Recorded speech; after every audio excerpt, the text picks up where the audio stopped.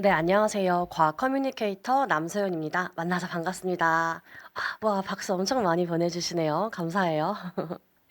오늘 여러분과 함께 이야기 나눌 주제는요, 바로 과학 커뮤니케이터인 직업이 도대체 무엇이고, 그리고 여러분들에게 제가 전달하고 싶은 내용은 딱 한 가지예요. 숨겨져 있는 나의 과학 자신감을 찾는 건데요. 숨겨져 있는 나의 과학 자신감을 찾으려면요, 딱 한 가지만 기억해 주시면 됩니다. 좋아하는 것만 잘하시면 돼요. 보통 "잘하는 게 뭐야?" 라고 물어보면 선뜻 대답하기가 어려워요. 하지만 "좋아하는 게 뭐예요?" 라고 물어보면 생각보다 대답하는 게 쉬울 수도 있습니다. 그래서 오늘은 저의 경험을 바탕으로 제가 좋아하는 걸 계속하다 보니 어떻게 잘하게 되고 나아가서 그걸로 어떻게 직업을 새롭게 만들기까지 했는지 하나하나 이야기를 들려드리도록 하겠습니다. 저의 활동명은 과학여행가입니다. 여행이란 단어가 과학이랑 좀 안 어울린다라고 생각하실 수도 있는데요. 저는 여태까지 약 35개 정도의 나라, 150개의 도시를 돌아다니면서 그 나라에 있는 문화, 역사, 환경, 여러 가지 요소들을 과학이랑 연결지어 컨텐츠를 만드는 일을 하고 있어요. 그러다 보니까 저에게 가장 중요한 거는요, 세상을 호기심 있게 감각하고 그거를 과학으로 번역해서 여러분들에게 여행처럼 설레게 즐길 수 있도록 전달하는 일을 하고 있습니다. 그러면 조금 더 자세히 알아볼게요. 아무래도 과학 커뮤니케이터라는 직업이 낯설 수가 있는데요. 어떻게 이게 가능했는지 바로 여기 보이시는 주요 경력 가장 마지막에 있는 한국과학창의재단이라는 곳에서 페임랩 코리아라는 대회에서 우승을 하게 됐어요. 최우수상을 수상하면서 위촉을 받게 되었고요. 그때부터 과학 커뮤니케이터로 활동을 시작하게 되었습니다. 현재는 여러 일들을 거쳐서 노마드 사이언스의 대표로 활동을 하고 있습니다. 이 옆에 보시는 거 보면 지도에 여러 개의 별들이 찍혀 있는 걸 볼 수 있는데요. 조금 더 확대해 볼게요. 제가 여태까지 여행을 하면서 다녔던 곳들을 이렇게 별로 표시해 봤어요. 그럼 지금부터 어떻게 이런 경험들로 일과 연결시킬 수 있는지 한번 말씀드리려고 합니다. 제가 좋아하는 건요, 바로 여기 나와 있는 키워드들이에요. 보시는 것처럼 저는 차 마시는 걸 참 좋아해요. 다도도 좋아하고요. 맛있는 음식 먹는 것도 좋아하고요. 아니면 영화 보는 거, 해리포터, 아니면 하울의 움직이는 성, 이런 여러 가지 영화를 즐기는 것도 좋아합니다. 이렇게 제가 좋아하는 걸 찾다 보니까 공통점은 문화 생활이라는 거예요. 그래서 저는 그 문화 생활을 과학으로 해설하는 일을 만들기 시작했습니다. 보시는 것처럼 최근에 진행했던 과학 해설 콘서트였는데요. 127시간이라는 실화 기반의 재난 영화예요. 그래서 이 영화를 관람하고 나서 이 영화 속 내용들을 과학으로 해설하는 시간을 가져봤었어요. 예를 들어 이 영화의 배경이 되는 곳이 어디인지 미국의 어떤 한 호수였는데요. 그 곳은 지금 어떤 지각 변동으로 인해서 보는 것과 같은 여러 가지 기암 궤적들과 퇴적물들이 생겼는지, 혹은 이 주인공처럼 바위에 팔이 껴서 탈출을 못하고 있는 그런 극한 상황에서 나이프로 과연 바위를 깰 수 있는지, 혹은 서바이벌 키트가 어떤 것들이 필요한지, 이런 이야기들을 나눠봤었어요.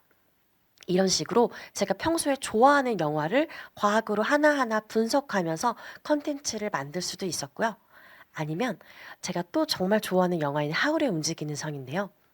이 하울의 움직이는 성을 잘 보시면 뒤뚱뒤뚱 움직이는 굉장히 이상한 움직임을 볼 수 있는데요.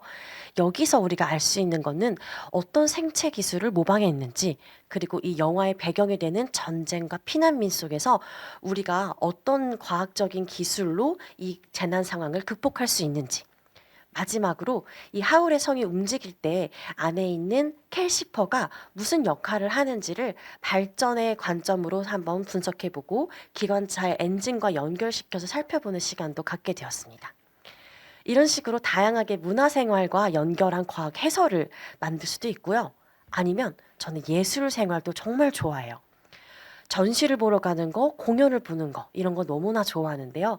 이렇게 좋아하는 분야를 또 어떻게 직업적으로 연결시켰는지 한번 소개해 드릴게요. 첫 번째는 바로 박물관이에요. 저는 박물관을 가는 걸 너무나 좋아해서 여행을 다닐 때면 각 나라의 박물관도 꼭 방문하는 편인데요. 그렇게 올해 1월, 2월에는 중동 국가 카타르, 아랍에미리트, 사우디아라비아를 여행하면서 그 나라에 있는 국립박물관들을 하나하나 전시물들을 뜯어서 관찰하기 시작했어요. 거기는 아쉽게도 한글 해석이 없었기 때문에 아랍어로 되어 있는 걸 영어로 번역하고 그걸 다시 한국어로 번역하면서 한국으로 돌아왔고요. 이후에는 여러 도서관이나 단체들에서 출강을 해서 과학 도슨트를 진행을 했었어요. 그 박물관에 있는 여러 전시물들을 보면서 중동 국가에 살고 있는 사람들의 문화 생활은 어떤지, 예술 작품은 어떤 과학적인 요소가 결합되어 있는지를 샅샅이 분석을 했고요. 또 최근에 넷플릭스에 굉장히 유명한 요즘에 케이팝이 유명해지다 보니까 이렇게 민화도 같이 유명해지고 있는데요. 이 민화에서 과학 커뮤니케이션까지 어떻게 연결 지을 수 있는지도 컨텐츠로 제작을 했고요. 제가 좋아하는 가수의 노래 가사들도요, 하나하나 뜯어서 분석하면서 물리학과 양자역학으로 어떻게 해설할 수 있는지를 한번 알아보는 시간을 가져봤어요.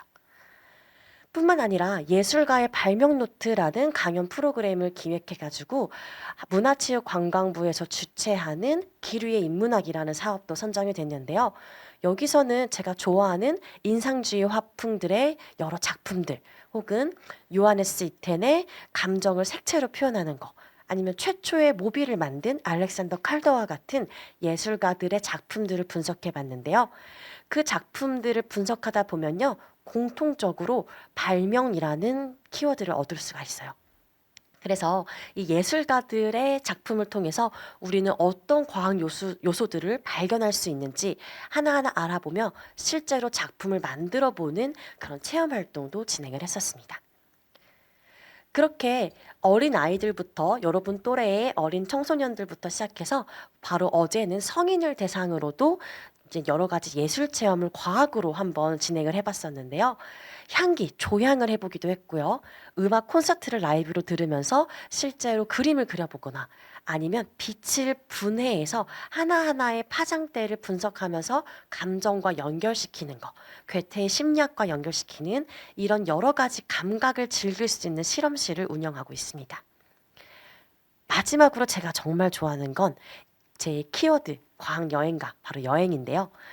제가 주로 좋아하는 국가들은 최근에 방문했었던 중동 국가들이에요. 그러다 보니까 여행을 바탕으로 그 여행길에서 제가 발견했던 다양한 요소들을 또 컨텐츠로 만들어 봤어요. 인센스 로드라고 인류 최초의 무역로라고 부르는 그 곳이 바로 사우디아라비아를 거쳐서 지중해로 넘어가게 되는데요. 거기에서는 이름부터가 인센스이기 때문에 무역 상인들이 지나간 흔적 따라 향기가 남게 돼요.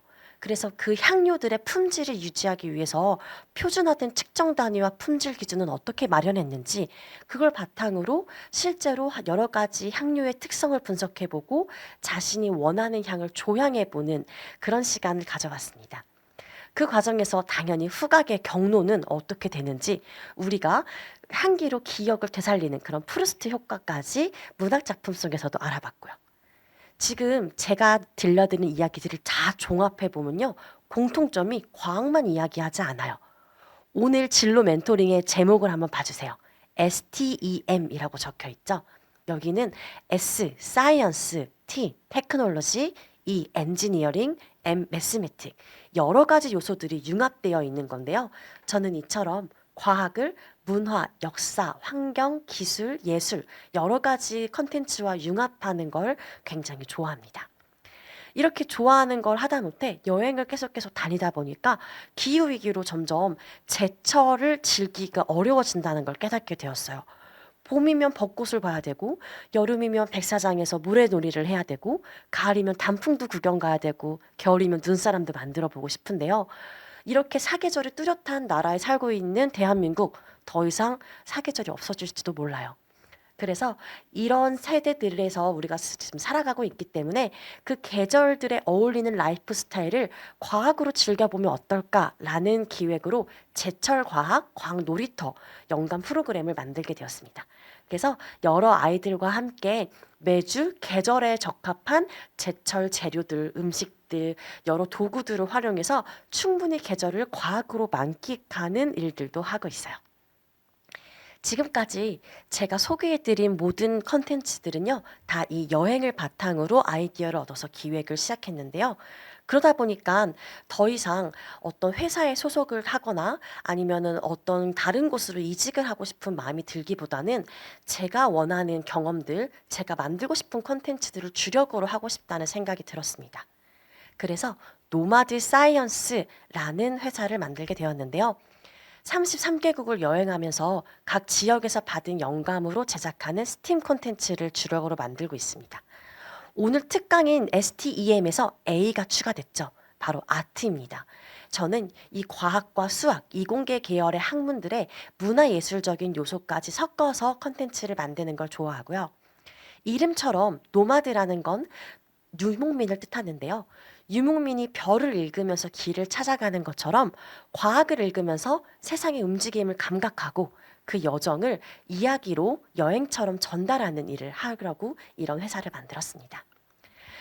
저는 이렇게 여러 가지 곳들을 여행하면서 느꼈던 게요. 무언가를 관찰하는 게 굉장히 중요하다는 거예요. 여러분은 또 여러분만의 경험을 분명히 했을 텐데요. 이 망원경의 가장 좋은 점은요. 초점을 여러분 마음대로 자유자재로 만들 수 있다는 거예요. 때로는 흐릿하게 일부러 맞출 수도 있고요. 어떨 때는 굉장히 또렷하게 맞출 수도 있고요. 어떨 때는 확대할 수도 있고 아니면 멀리서 관망하듯이 바라볼 수도 있습니다. 이렇게 망원경의 초점을 조절하는 것처럼 여러분이 앞으로 살아가면서 굉장히 다양한 사람들을 만나게 될 텐데요. 듣다 보면 아, 너무 부럽다. 어떻게 저렇게 일을 할 수가 있지? 어떻게 저런 직업을 갖지? 아니면 저 친구는 왜 저렇게 똑똑하지? 부러운 게 너무나 많을 거예요. 그런데 여러분은 여기서 하나를 꼭 기억해 주셨으면 좋겠어요. 그렇게 부러운 요소들을 발견한다는 것 자체가 여러분이 그 옆에 있는 사람을 잘 관찰하고 있다는 거거든요. 그렇게 관찰을 하다 보면요. 분명히 어떤 부분은 나도 할 수 있겠는데? 싶기도 하고요. 혹은 나는 더 잘할 수도 있을 것 같아 라는 생각이 드는 지점도 있을 거예요. 그래서 주변에 흔들리지 말고 여러분이 이 한 가지 기계만 손에 갖고 있다고 생각해 주시면 좋을 것 같아요. 18세기 대항해 시대에는요, 정확한 경도를 측정하기 위해서 선박용 정밀 시계를 항상 선장들이 갖고 다녔어요. 마린 크로노미터라고도 말을 합니다. 이 안에는요, 진자가 없어요. 시계라면 무릎 똑딱똑딱 움직이면서 진자 운동을 해야 되는데 이 안에는요, 배가 워낙에 파도 때문에 흔들림이 강하니까 진자를 쓸 수가 없는 거예요. 대신에 자이로스코프라고 하는 밸런스 휠을 사용해서 외부 충격에도 회전축이 흔들리지 않고 일정한 방향을 유지하려는 성질의 시계를 만들게 된 거죠. 주변에 너무나 많은 사람들이 있을 거고요. 그리고 주변에 너무나 많은 컨텐츠들이 있을 거예요. 알고리즘의 시대라고도 표현하죠. 원하지 않아도 끊임없이 유튜브와 SNS에서 여러분에게 컨텐츠를 추천해 줄 거예요. 그때 여러분이 방향을 흔들리지 않고 내가 정말 좋아하는 게 무엇인지에만 집중을 한다면요. 여러분은 여러분만의 경험들을 저처럼 일로 연결시킬 수 있는 능력을 얻을 수 있을 거라 생각합니다. 그래서 편집이라는 건요, 결국 우리가 세상을 인식하고 기억하는 방식이에요. 여러분이 같은 경험을 하더라고요. 어떻게 그걸 편집하는지에 따라서 여러분은 세상을 다르게 인식하게 될 거예요. 그리고 그렇게 다르게 인식한 거를 여러분이 원하는 방식으로 기억하려면요. 결국 여러분이 스스로 편집자가 되어야 합니다. 의미의 최종 편집권은 나에게 있다는 그런 감각. 그걸 바탕으로 여러분이 했던 모든 경험들이 여러분의 삶의 해상도를 높여줄 거라는 믿음을 갖고 각자가 자기 삶의 에디터, 편집자가 된다면 사실 누구와 비교할 필요도 없고요. 불안해할 필요도 없습니다. 여러분의 경험들은 다 유의미한 하나하나의 점이 될 거고요. 그 점들을 이어가다 보면요. 어떤 별자리 모양이 될진 모르지만 확실한 건 그 모양은 여러분만 만들 수 있을 거예요. 그래서 오늘 제가 준비한 이야기들처럼 여러분만의 항해를 시작하셨으면 좋겠어요.